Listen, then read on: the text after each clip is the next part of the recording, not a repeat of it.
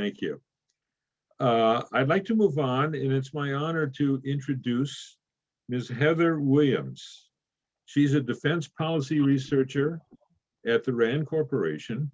She served as the Associate Program Director for Strategy, Policy, and Operations Program within RAND's FFRDC for the Department of Homeland Security. Prior to that, she was on the National Intelligence Council, specializing in Iranian and Middle East intelligence. She supported the Joint Chiefs and NATO Military Committee.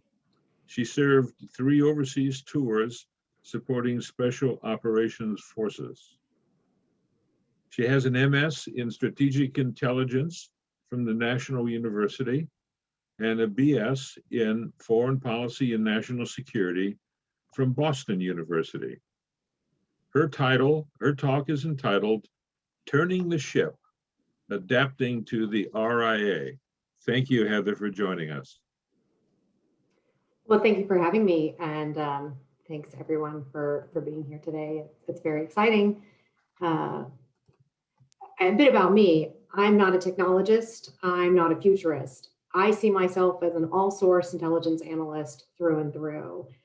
But the perspective that I can hopefully lend to this conversation is as someone who, as an intelligence professional, looks at everything through that lens of intelligence, and particularly as an end user of creating intelligence inputs to create an analytic product. And in particular, someone who now works at an organization at the RAND Corporation that both thinks about these technological issues in and of themselves and how they influence what we do, and also applies a lot of these methods to the types of questions that the IC would be asking. So we're both thinking about how this analysis is done and doing a lot of this analysis at the same time. And as today's last speaker, I want to try to pull together some of the ideas we've heard and set us up for the next colloquium, and also to avoid saying too much of what has already been said. But I think of my talk as addressing the question of, why is this so hard? And like most issues of technology, it's hard because of people. So I want to talk about people and humans in 3 ways, in 3 groups of people. The people we study in the IC, the people who constitute the IC, and the people who are served by the IC. And in each of those cases, I want to speak to how technology is driving the need for revolutionary change. So first, the people we study in the IC. And here I'd like to talk about some of the changes we see in open source intelligence. So there are some questions that the IC answers that are factual. How far can that missile travel? How many submarines does that Navy have? And we've heard about how some decisions will increasingly be made by machines. But most of the time, the IC is still trying to get to questions of human decision-making and trying to understand human behavior. And those may be on an individual basis. How will a national leader make a decision? Or they may be on a group or system basis. How will an insurgency behave? Will a population mount violent demonstrations? Ultimately, we want to understand more about what humans are thinking and what they are doing. And technology has in many ways turned everyday people into collectors. People are collecting and compiling data about their own habits, decisions, and opinions, and often making it publicly available. Technology has also made accessibility to that open information or to other open information we have long considered of value significantly easier. So what is open source? The terms we generally use around open source intelligence and open source information can be poorly defined. And there's a few different schema out there to identify the different subtypes of open source information. So one that I suggested in a work that I did at RAND a few years ago is to distinguish between institutional content and individual content. So institutional content falls into one of 2 types, either news media or other institutional content. So this is information distributed by governments, academia, research institutions, etc. The second category of individual content, we subdivided into long form content versus short form content. And I'll describe each of these categories a bit further. The first, news media, is information identified, self-identified and publicly recognized as journalism. So that would be multimedia, newspaper, print journals, online journals, television, radio. It could be news aggregation sites that don't themselves publish original content. It could be state produced, could be distributed by a state endorsed media outlet. And when I first suggested this framework, it seemed like the definition of what is news media could end there with little further elaboration required. But this was prior to the popularity of the label fake news and really the rise of actual fake news. And so this raises the question of whether there needs to be a distinction between fake news and real news. And in this case, I would say yes.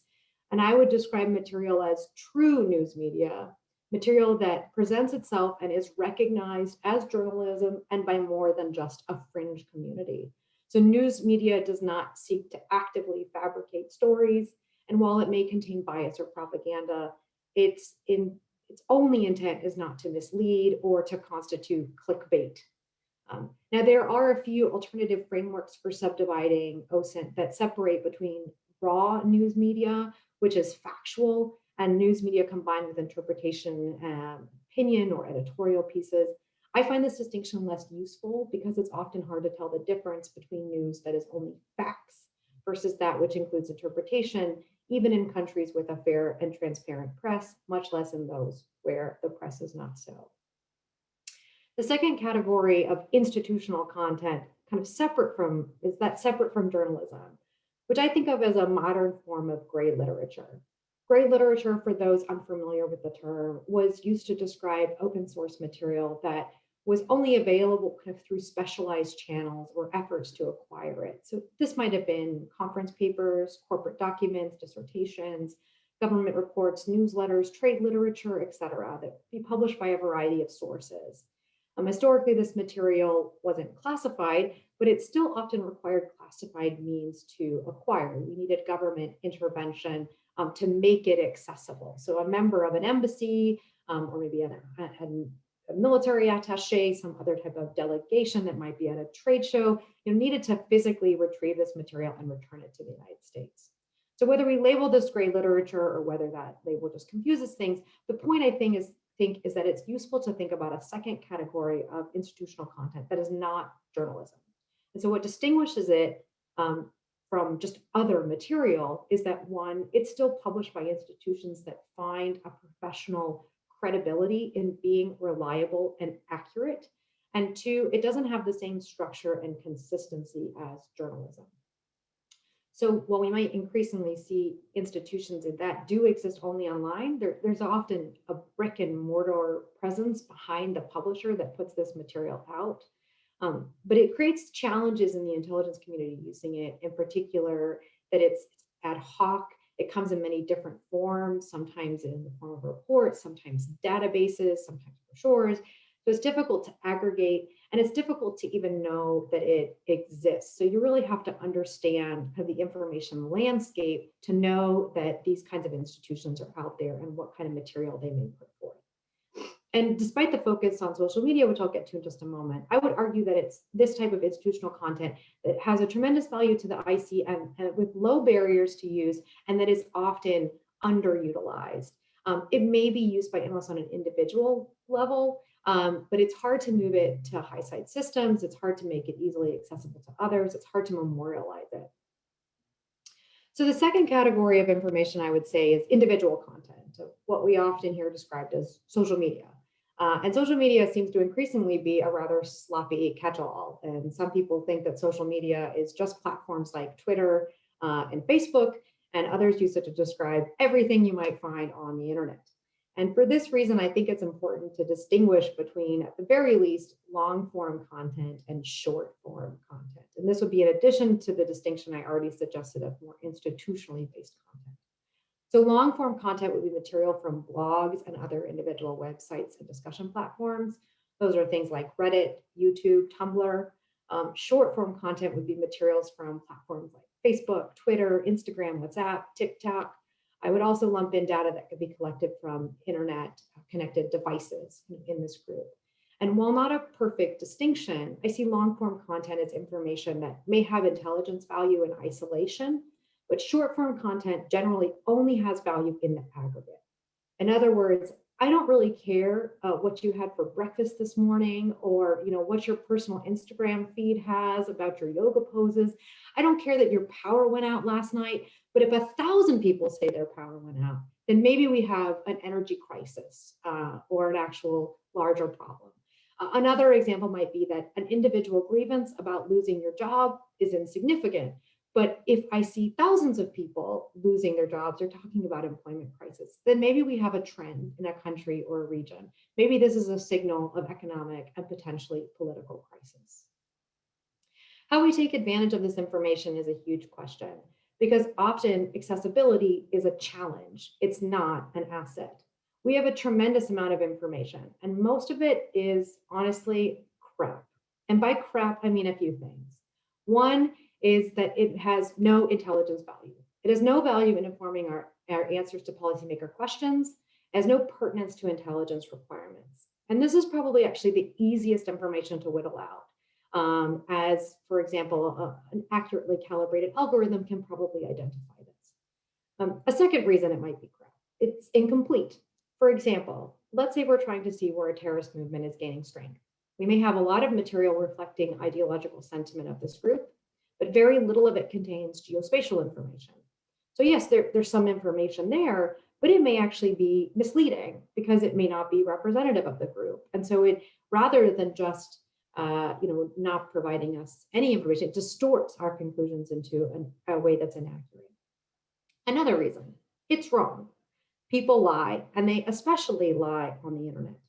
And lastly, our adversaries are actively seeking to promote misinformation and disinformation online. So the good news is that the desire to exploit information online and to overcome some of those challenges about misinformation and disinformation is not unique to the IC. That means there's a lot of innovation out there, lots of resources to find value in online content. The bad news is that commercial off-the-shelf options don't always suit IC needs. And that's because they often are, one, focus on different requirements, two, they don't provide transparency in their methods, and three, they don't provide secrecy in their methods. So the first, that they are focused on different requirements. So a lot of commercial off-the-shelf platforms are built for industry or businesses. Often they have an emphasis on things like advertising, brand management, consumer analytics. And they're also very often used to understand the moment. What is trending now? What people are saying about something right now? But very often we need to understand the history about a topic. We need to identify a trend. We need to identify an emerging development, or we need to understand the drivers behind something or how it evolved to where we are. And that's a real challenge if we're going to just try to fit a commercial off-the-shelf tool to the IC's problems. Leveraging a commercial off-the-shelf tool means that the IC has an advantage. We don't have to try to build the tool ourselves. And that can be a very costly thing to do. But because it means the tools aren't tailored to our uses, we can't really easily adapt them. And I think it's often underestimated how difficult it is for these platforms to really answer the specific and dynamic questions that the IC generally fields from policymakers. So while it's not hard to maybe use these machine tools to answer outstanding questions, or what is trending, what is popular, or sort of the same questions for all of these different companies about what's being said about their particular brand, if we want to be able to use these methods to answer a new question or a very nuanced question, we will instead need to have some sort of custom solution. And so we either need to try to build these things ourselves, or we're going to find ourselves often trying to reframe a question so that it fits the answers that a tool allows us to give, rather than actually using a tool to answer the question that we wanted to ask. So the second reason that these companies often, or commercial off-the-shelf tools often, are not transparent about their methods. Often what is proprietary to the companies providing these tools is the analytic method. They're not going to want us as the IC or anyone to fully understand what they're doing, because that's the special sauce that they're trying to sell us and sell others. And so very often it's going to be a black box. The IC puts requirements in and then is provided an output. But this makes it very difficult to understand the reliability of results. And then the last is that they don't provide security in their methods. Not only could the use of commercial off-the-shelf tools inform our adversaries' understanding of our intelligence requirements, They can understand our adversaries' understanding of our intelligence requirements and gaps. So we can try to minimize that risk by bringing tools into the classified space, but that's really rarely practical. It introduces risk onto our classified systems. It takes a very long time to identify whether or not they're secure.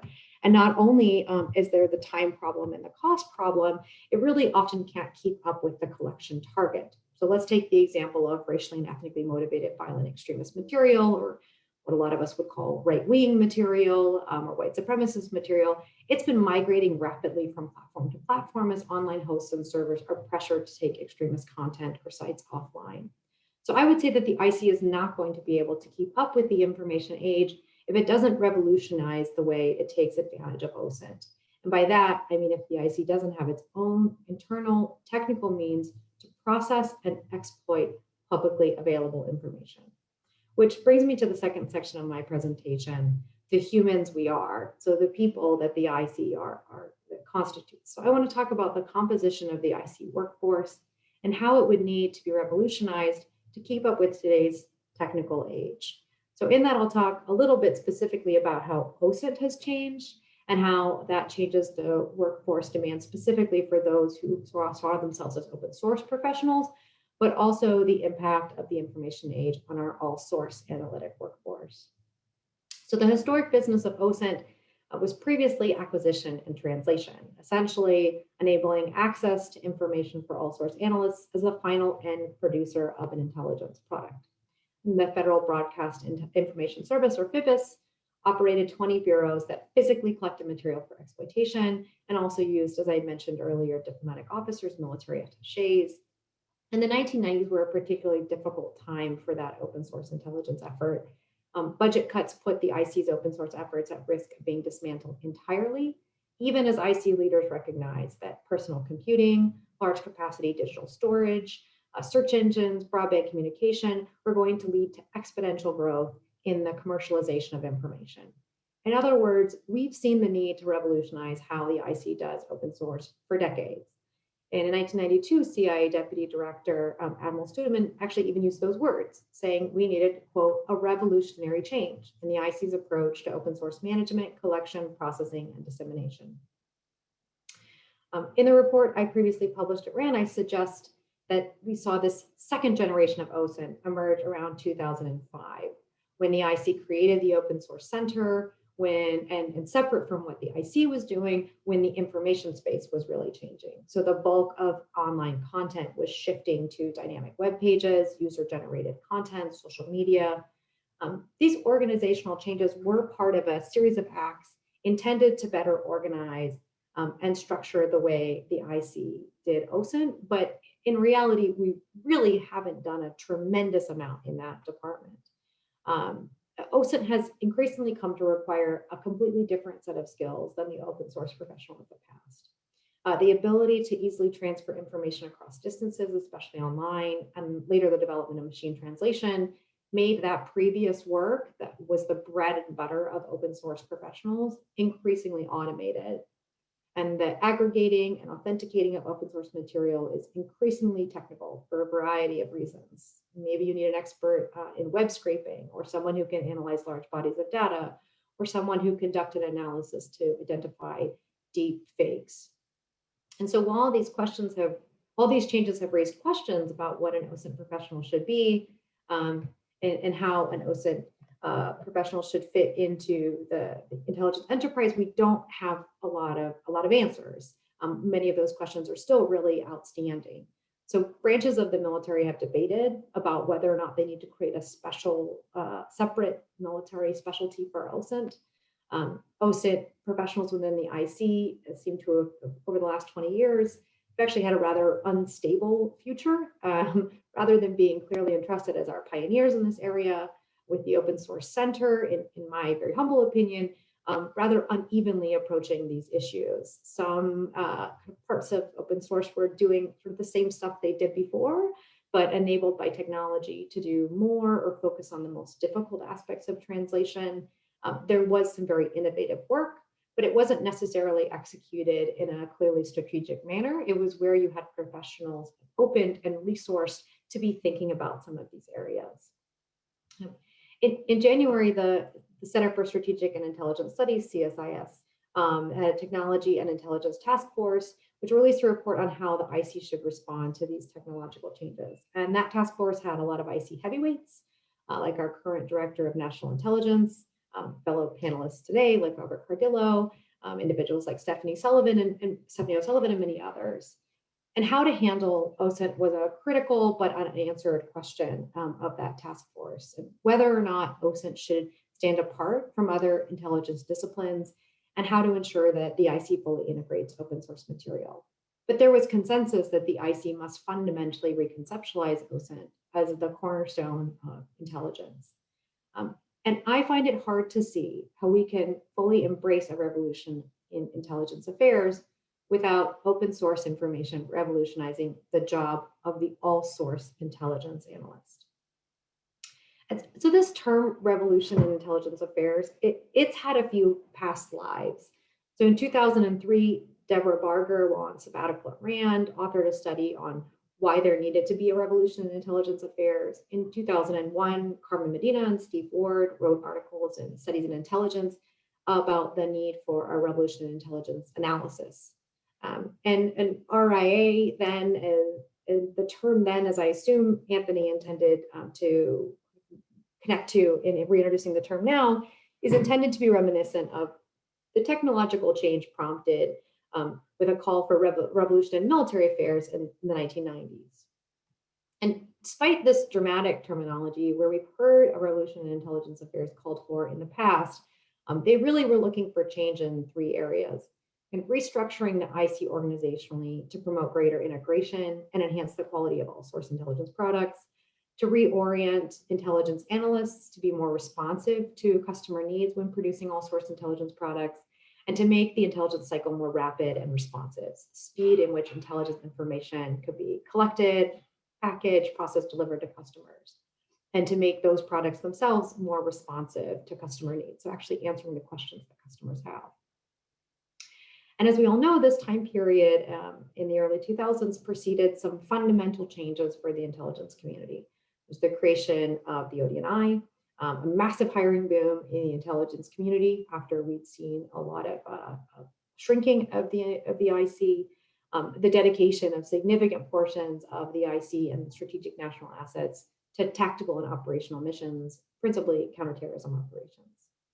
And I think of this period of the last 20 years as the culture wars. So cultures were organizational, they were functional, they were generational. Agencies were stovepiped, professional specialties attracted a certain type of personality. And most IC professionals had been shaped by the bipolar dynamic of the US rivalry with the Soviet Union. I say that because when I joined the IC in 2003, that's what I was told the IC looked like. And I was told that analysts were often, stovepiped a certain type of personality and really thought about the world in a bipolar way, and that it was very important for myself and analysts like me to be different. I was in this cadre of new recruits, this infusion of labor that was, fighting this culture war for the culture we wanted to be, and embodying what an all-source analyst should be. And while I'm familiar with and repeat many of those stereotypes about analysts, if I stop and consider them, they don't resonate. For example, I've often heard the joke, how do you know an introverted intelligence analyst from an extroverted intelligence analyst? The extroverted intelligence analyst stares at your shoes. And we see that depiction of intelligence analysts in television or movies as well. How many movies show the transformation of a meek, tongue-tied intelligence analyst into a badass special agent? It's such a trope that it's satirized in spy movies like Melissa McCarthy's character in Spy or Steve Carell in Get Smart. But many of the analysts I knew who kind of met that description were on the verge of retirement when I started.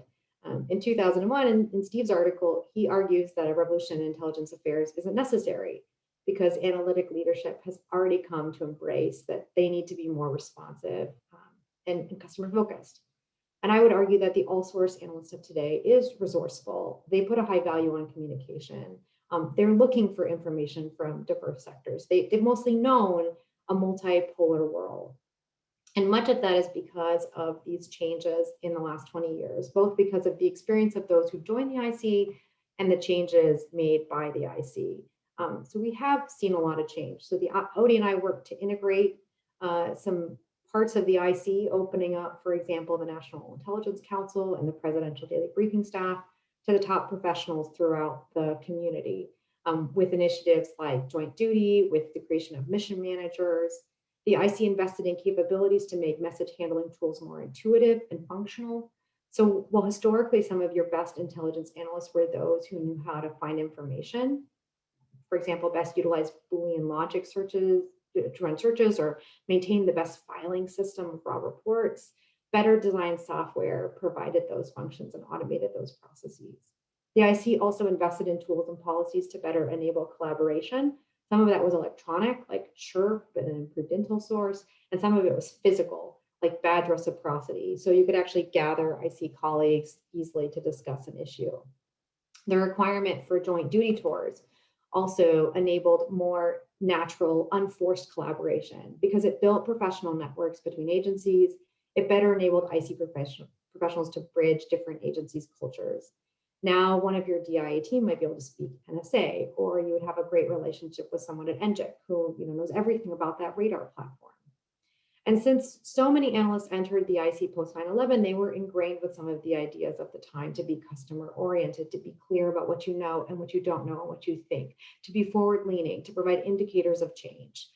We may not have succeeded in that effort, but we've certainly been told that that's how we should be. In other words, there has been maybe not a revolution, but dramatic changes in how an all source analyst does their job.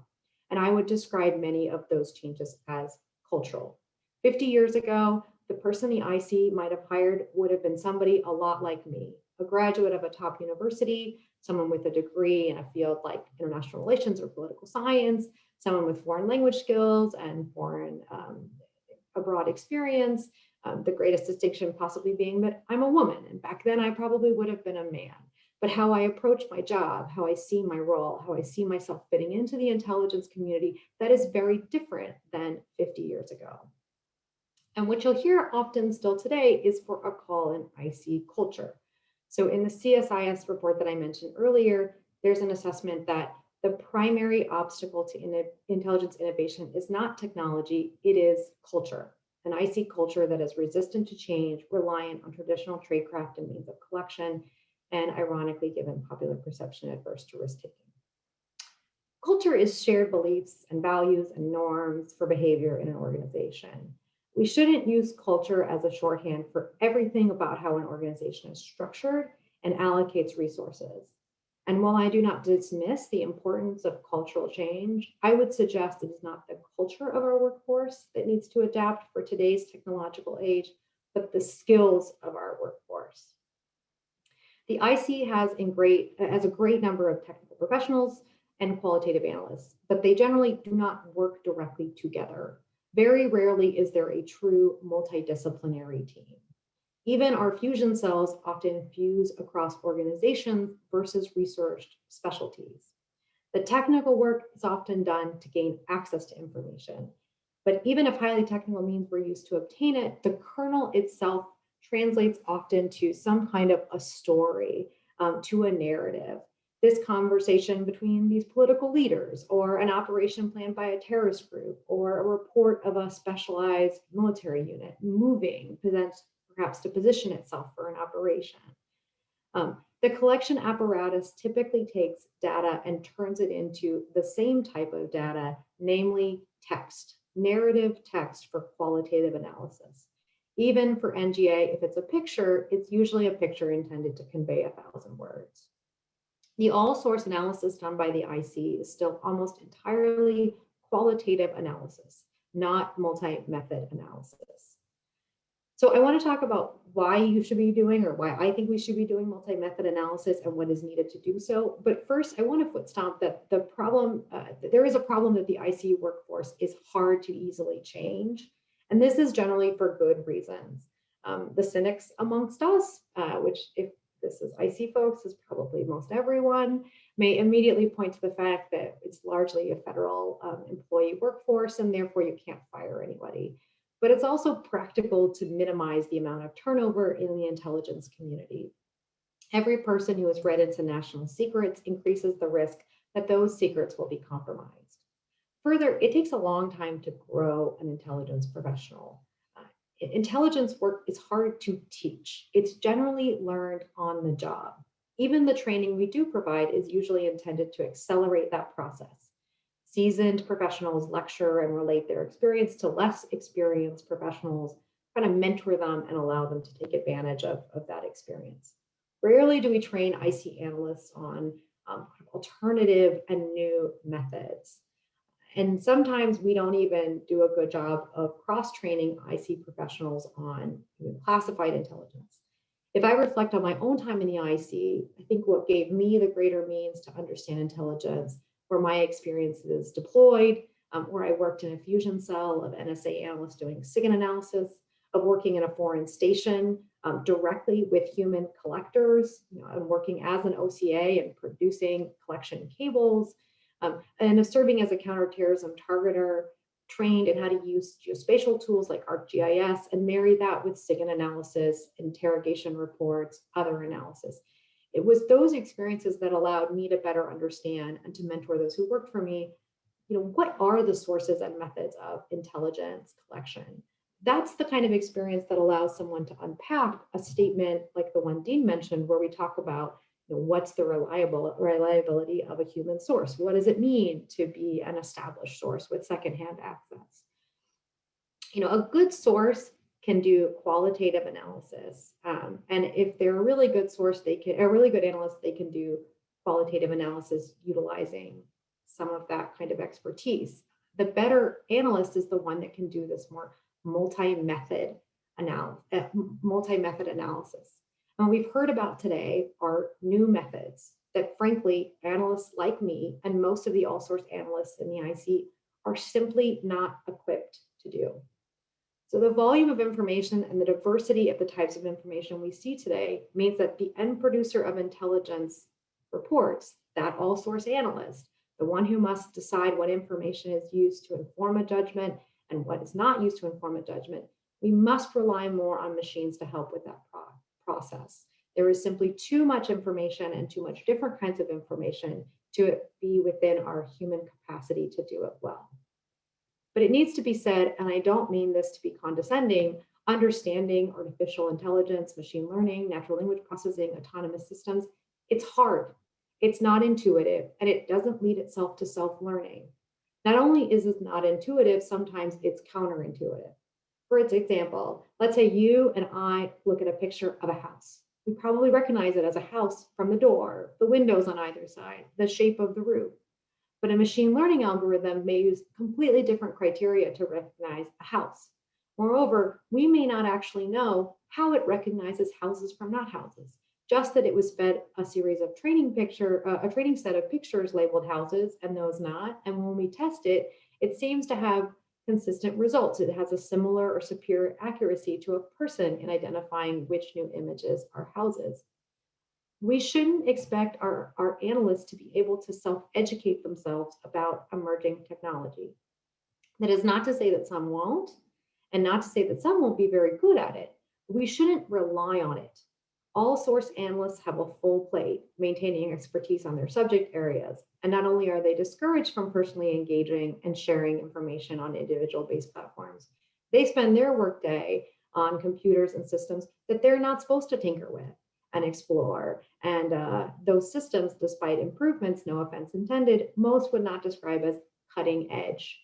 I was often the techie person on my team because I was the person who could identify the reason why that little scissors button on your word processor disappeared, that you somehow removed your cut icon from your toolbar, and how you could actually adjust the toolbar to restore it. And I distinctly remember running down the hall because of the desperation in the voice of one of our senior defense experts when he called me for help, thinking it must be the secretary himself on the line asking about the latest regional developments, only to find that he'd lost a document and wanted my help recovering it.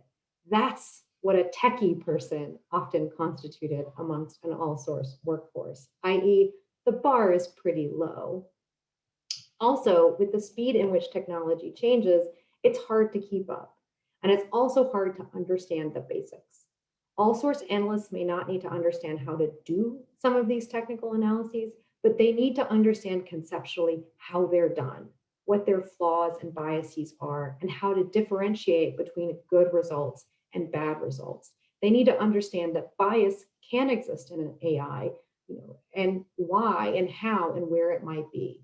That needs to be taught.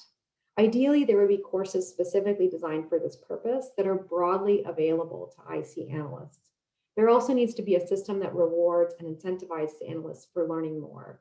This means there needs to be the ability to break analysts away from the day-to-day grind to immerse themselves in new material. I experienced this in some of my past mandated federal vacations, AKA time on furlough, during which I took the opportunity to do once, for example, a free online course from Rutgers, learning about the programming language Python. I might not have gotten through that in my exhausted hours after a 10 or a 12-hour day at work. But the more important point is I shouldn't have to, because understanding how information moves today and how information is analyzed through technical means should be as much my job as the learning of the information itself. And each of our employees shouldn't have to come up with their own curriculum, because that is something we could teach the workforce en masse. What I often hear missing is how we're going to manage the link between what machines provide and what our end intelligence producer uses. Yes, we can and should hire more data scientists, more statisticians, more engineers, more computer scientists. What we really need to do is to make more of our all-source analysts speak data science, not run in fear of a statistical model. We need to make them more capable of utilizing this technology. Sometimes that means building a multidisciplinary team that works together to produce an intelligence product. Sometimes it means making a super analyst, someone who is trained to use many of those methods directly. And I want to come to the kind of third part of my talk, the humans we serve. And when I sort of think about what it is that all source analysts should actually be doing. So how do these technological drivers necessitate revolutionary change in how intelligence supports policymakers? The intelligence community used to be a source of information that was unparalleled. We collected and controlled information that could only be acquired with technology few could afford. The technological drivers we've talked about how to create, we talked about created an exponential increasing volume of information, but has also democratized access to collect information. Commercial enterprises, for example, can sustain a satellite program. Cambridge Analytica can illicitly collect personal data of 87 million individuals and target them for information operations. The New York Times can track North Korean sanctions violations. We've heard today from the previous speakers about the opportunities and challenges in a world where almost all information is knowable, even if it's not necessarily known, and where information is so prolific that it exceeds a human capacity to process. But what does the IC bring when we no longer have a monopoly over that information? Fully recognized or not, this is an existential crisis for the IC. There must be a concerted effort to examine the extent to which intelligence means espionage, or intelligence means something different from espionage. There are two paths. The first is to double down on covert collection being the foundation of the issues we cover, and to focus on responsiveness to policymakers. And by responsiveness, I mean quick responses to RFIs, systems that put intelligence at their fingertips, leveraging technology to do more faster. But this in many ways makes us a slave to the same crisis of the day that enslaves many of our policymakers. We would be doing more faster, even if neither more nor faster is better. Keeping secrecy and covert collection as the foundation of how we see ourselves and our mission puts us on a path to marginalization. Secrecy is still critical for a full understanding on some issues, and policymakers will likely eventually come to us for information on those. But they will likely come to us after they have already formed an understanding based on more readily accessible information. They will come to us for extra, as an addendum. And the risk is that this assumes we're filling some blank space, that information from other sources has not already shaped a policymaker's opinion on the topic. This isn't simply parochial interest. Policymakers are vulnerable to all of the cognitive biases that we are trained to avoid. Policymakers even embrace some biases. So if we are the last to inform policymakers on an issue, they have likely already been flooded with information. We are very unlikely to change perceptions that have already been formed. The intelligence community may present the most fair analysis on the issue, but that doesn't mean that analysis gets a fair shake. And I saw this repeatedly happen in my career. Just one brief anecdote, I remember being involved in a briefing to a Congress member about the composition of an armed insurgency that sought US military and financial support. And after our briefing, that member reflected on the fact that our analysis suggested this insurgency was much less inclined to Western values that they had previously believed and had publicly stated, because that Congress member had previously relied on information provided by individuals or groups that were lobbying for US support. So no surprise, they presented a group more favorable to the United States and contributing to, pretending that they would present an end state that we would find more favorable. Beyond how technology can change the way we collect and how our adversaries collect against us and how we process information, we have to recognize that one of the greatest risks of the information and technology age is that it threatens to make us obsolete. What is it that the intelligence community can do that investigative journalism doesn't do, or academic research doesn't do, or that big data analytics package doesn't do? And what is our role when the greatest threats that face the United States are not a geopolitical and military conflict with a peer like the Soviet Union, but the greatest threats to the US way of life may be things like a global pandemic or climate change? The IC is repeatedly asking itself, how do we better leverage technology? But we also need to be asking, to what end? And it needs to be better than a generic answer of to serve policymakers. I would say, rather than thinking of ourselves as the keeper of the secrets, we should think of ourselves as the entrusted thinkers and observers. We are different from all those other sources of information, but not necessarily because of the exquisite intelligence that we're privileged to know, but because we are the people trained to evaluate the reliability of information at a time when information is confusing, overwhelming, and often cast in doubt. We are different because we share a core value to find truth and to try to present it in a way that allows a decision maker to make a decision to advance a policy. We want to inform that policy, but we don't want to shape that policy. We are the only institution capable of providing insights to policymakers without agenda, a reliable source of information that has the latitude, the intellectual freedom, the agency, and the professional ethos to speak truth to power from within the halls of power. And so how do we do this? And I'll do these very briefly as I'm running out of time. One, we need to recognize that producing more information is not necessarily the right answer. We need metrics of performance that don't drive production for production's sake, that recognize that quantity is not the same as quality. Two, we should focus on answering questions that policymakers should be asking or will be asking, even if it's not the question of the day. Insight is not about today's question, it is about tomorrow's need. This doesn't mean we all need to be futurists, but we do need to think about what deep insights would help better inform responses to emerging crises, or capitalize on emerging opportunities, or position ourselves against future risks, even if they aren't the most likely course of events. We have some frameworks to help us think about this, like global trends. And there could be greater effort to balance between the level of efforts that's spent on short-term intelligence requirements versus long-term intelligence requirements. Third, we need to be self-policing. The danger in focusing on the question policymakers should be asking rather than the question they are asking is that you might start to think you know better than policymakers, and that's not the case. Trying to move away from the crisis of the day does not mean you get to sit around in a windowed office and focus on your own intellectual pet rock. That ivory tower syndrome is something that should be guarded against internally. And this is particularly resonates for those of us that have worked at the NIC. It's an institution that's sometimes been accused of this mindset, but we've also seen the unique value that some of our best analysts dedicated to long-term interests, how that value can be lost when they become immersed in the daily taskings of the National Security Council. So in conclusion, in today's time of misinformation, of disinformation, of just too much information, the challenge is less finding information or moving information from somewhere else in the world to here. The challenge is sense making, to find the policy relevance from events, and to provide unvarnished facts and unbiased predictions to decision makers. As I mentioned during this talk, revolution has meant different things at different times to the IC. I'm not sure it means the same thing to all of us speaking here today or to those listening. But personally, I think the hardest question of this revolution is less about how we're going to do things, and more about what we are going to do and what role we serve.